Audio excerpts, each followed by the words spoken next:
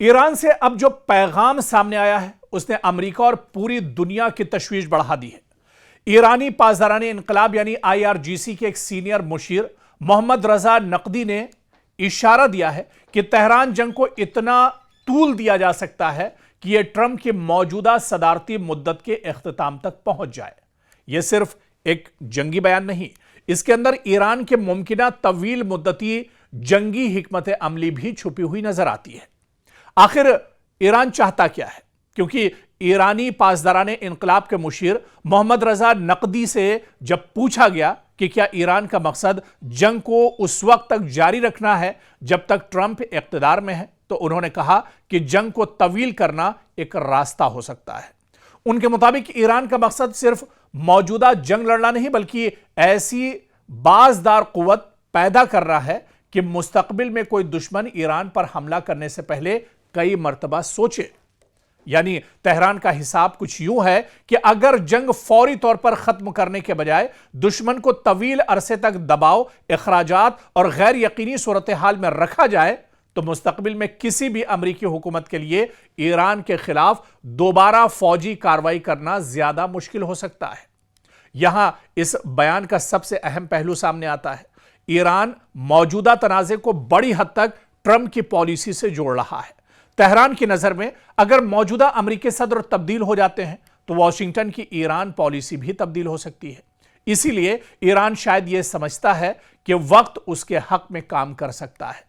اگر جنگ فوری طور پر ختم ہو جاتی ہے تو امریکہ اپنی فوجی اور معاشی طاقت کے ساتھ دباؤ برقرار رکھ سکتا ہے، لیکن اگر تنازع طویل ہوتا ہے تو واشنگٹن پر بھی سیاسی، معاشی اور فوجی دباؤ بڑھ سکتا ہے۔ یہی وجہ ہے کہ ایران کے موجودہ بیانات میں صرف حملے اور جوابی حملے نہیں بلکہ طویل مدتی مزاحمت کا تصور بھی نمایاں ہے۔ کیونکہ یہاں ایک بات واضح کرنا ضروری ہے، ایرانی مشیر کا بیان یہ اعلان نہیں ہے کہ جنگ لازماً 2029 تک جاری رہے گی۔ یہ ایک ممکنہ حکمت عملی کے طور پر پیش کیا گیا ہے اور زمینی صورتحال بھی انتہائی پیچیدہ ہے۔ ایران اور امریکہ کے درمیان جنگ بندی یا عبوری سمجھوتے کی کوششیں پہلے بھی ہو چکی ہیں، لیکن بنیادی اختلافات اب تک حل نہیں ہوئے۔ ایران اور امریکہ کے درمیان جوہری پروگرام، پابندیوں، جنگی کارروائیوں اور ابنائے ہرمز جیسے معاملات پر اختلاف لگاتار برقرار ہے، اور رپورٹس کے مطابق حالیہ مذاکرات میں بھی کوئی نمایاں پیش رفت نہیں ہوئی، جبکہ ایران نے ابنائے ہرمز کو دوبارہ کھولنے کے لیے اپنی شرطیں بھی رکھی ہیں۔ کیونکہ یہ صرف ایران اور امریکہ کا مسئلہ نہیں ہے۔ ابنائے ہرمز دنیا کی اہم ترین توانائی گزرگاہوں میں سے ایک ہے۔ یہاں پیدا ہونے والی طویل کشیدگی عالمی تیل کی سپلائی، شپنگ، انشورنس اور عالمی معیشت کو متاثر کر سکتی ہے۔ اس لیے اگر جنگ لمبی ہوتی ہے تو اس کا بوجھ صرف ایران اور امریکہ نہیں اٹھائیں گے بلکہ خلیجی ممالک، عالمی مارکیٹ اور عام صارفین بھی اس کے اثرات سے محسوس دراصل آنے والے دنوں میں کریں گے، اور اسی وجہ سے ایران چاہ رہا ہے کہ یہ جنگ طویل مدتی ہو، یہ جنگ اور زیادہ کھچے، یہ جنگ ڈونلڈ ٹرمپ کے مدت کار تک ایک طرح سے چلے تاکہ امریکہ کو اس کی بڑی بھرپائی ایک طرح سے کرنا پڑے اور امریکہ بھی یہ سوچنے پر مجبور ہو جائے کہ اس نے کس کے ساتھ پنگا لیا ہے۔ حوثی لڑاکے لگاتار سعودی عرب کو نشانہ بنا رہے ہیں اور پورے ریڈ سی پر بحر احمر میں لگاتار قابض ہیں۔ سب سے بڑا سوال دراصل یہ اٹھتا ہے، آج اسے ہم سمجھنے کی کوشش کریں گے کہ حوثی بمقابلہ سعودی عرب آخر یہ جنگ تھم کیوں نہیں رہی ہے، یہ کشیدگی آخر کم کیوں نہیں ہو رہی ہے، حوثی لگاتار سعودی عرب کو نشانہ کیوں بنا رہے ہیں، یا اس کے بعد اب جو مکہ پیکٹ ہوا ہے، مکہ دفاعی معاہدے کے بعد کیا کچھ صورتحال بدلے گی یا اس معاہدے کے اثرات کیا کچھ ہوں گے؟ اسی کو دراصل ہم تفصیل میں سمجھیں گے۔ ایک طرف سعودی عرب ہے، مشرق وسطیٰ کی بڑی معاشی اور فوجی طاقت، اور دوسری طرف یمن کا حوثی گروپ جو برسوں سے سعودی عرب کی طاقت کو چیلنج کرتا آیا ہے۔ کبھی میزائل سعودی شہروں کی طرف داغے جاتے ہیں، کبھی ڈرون سے تیل کی تنصیبات کو نشانہ بنایا جاتا ہے، اور کبھی یمن کی سرزمین پر جوابی حملے ہوتے ہیں۔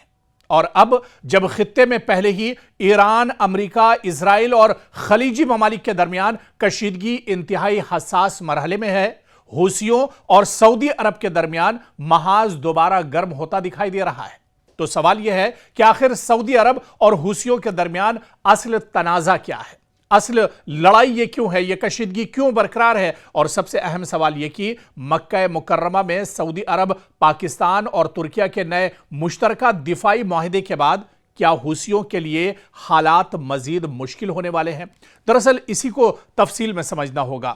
اور حوثی دراصل یمن کا ایک مسلح اور سیاسی گروپ ہے جس نے گزشتہ برسوں میں یمن کے بڑے حصے، خاص طور پر دارالحکومت سنا اور شمالی علاقوں پر اپنا کنٹرول قائم کیا ہے۔ یمن کا تنازع صرف ایک داخلی جنگ نہیں رہا بلکہ اس میں علاقائی طاقتیں بھی شامل ہو گئی ہیں۔ سال 2014 میں حوثیوں نے سنا پر قبضہ کیا، جس کے بعد یمن کی بین الاقوامی طور پر تسلیم شدہ حکومت کے خلاف جنگ تیز ہوئی۔ سال 2015 میں سعودی عرب نے اتحادی ممالک کے ساتھ مل کر یمن میں فوجی مداخلت شروع کی تاکہ حوثیوں کو پیچھے دھکیلا جا سکے اور بین الاقوامی طور پر تسلیم شدہ حکومت کو سہارا دیا جا سکے۔ یہی وہ لمحہ تھا جب سعودی عرب اور حوثیوں کا تنازع براہ راست جنگ میں تبدیل ہو گیا۔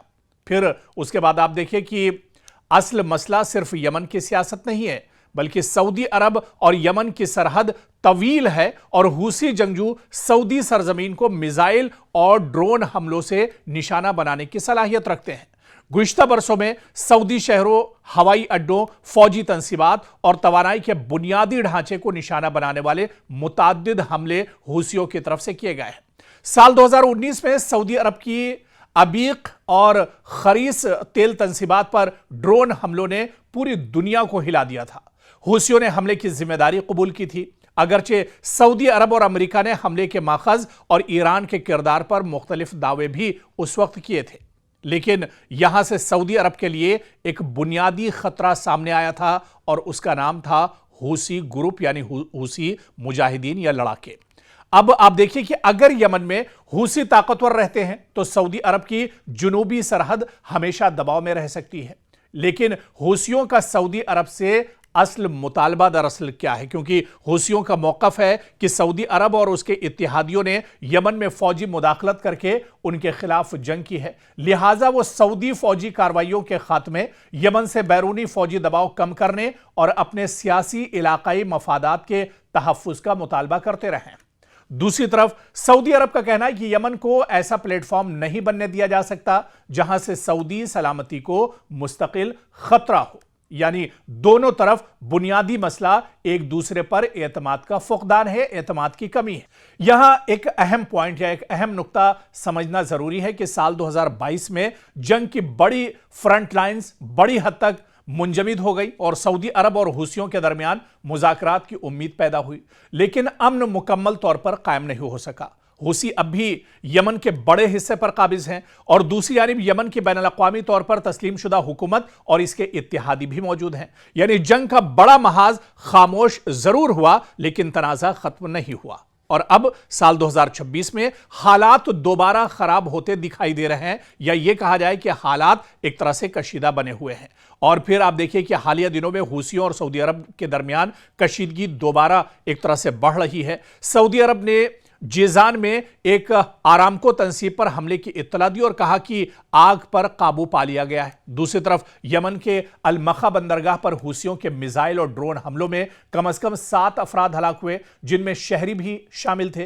حوثیوں نے حملے کی ذمہ داری قبول کرتے ہوئے کہا کہ ان کا ہدف سعودی فوجی اہلکار اور ہتھیاروں کے ذخیرے تھے، اور اس کے بعد مزید میزائل حملوں کی اطلاعات بھی سامنے آئیں۔ یعنی جو تنازع کچھ عرصے سے نسبتاً کم شدت کا دکھائی دے رہا تھا، اس میں دوبارہ فوجی سرگرمی ایک طرح سے بڑھ رہی ہے۔ اور اب آپ دیکھیے کہ حوثی سعودی تنازع کو ایران کے بغیر سمجھنا مشکل ہے، کیونکہ حوثیوں کو ایران کے قریب سمجھا جاتا ہے اور ایران پر حوثیوں کو ہتھیار، ٹیکنالوجی اور دیگر معاونت فراہم کرنے کے الزام عائد ہوتے رہے۔ لیکن یہ کہنا بھی درست نہیں ہوگا کہ حوثی صرف ایران کے حکم پر چلنے والی فورس ہے۔ حوثیوں کے اپنے سیاسی، علاقائی اور یمنی مفادات ہیں، تاہم سعودی عرب کے لیے یہ مسئلہ ہے کہ اگر ایران کے ساتھ اس کی کشیدگی بڑھتی ہے تو یمن کا محاذ بھی دوبارہ ایک بڑے علاقائی تنازع کا حصہ بن سکتا ہے، خاص طور پر ایسے وقت میں جب پورا مشرق وسطیٰ پہلے ہی شدید کشیدگی کا شکار ہے۔ اور اب سب سے اہم سوال کہ مکہ دفاعی معاہدے کا کیا بدل سکتا ہے یا اس سے صورتحال بدل سکتی ہے؟ کیونکہ 7 اگست کو مکہ مکرمہ میں سعودی عرب، پاکستان اور ترکیہ نے مشترکہ دفاعی معاہدے پر دستخط کیے۔ اس معاہدے کی بنیادی شق کے مطابق تینوں ممالک میں سے کسی ایک پر مسلح حملہ تینوں پر حملہ تصور کیا جائے گا، جبکہ دفاعی تعاون، تربیت، انٹیلیجنس اور فوجی تعاون کو بھی ایک طرح سے بڑھایا جائے گا۔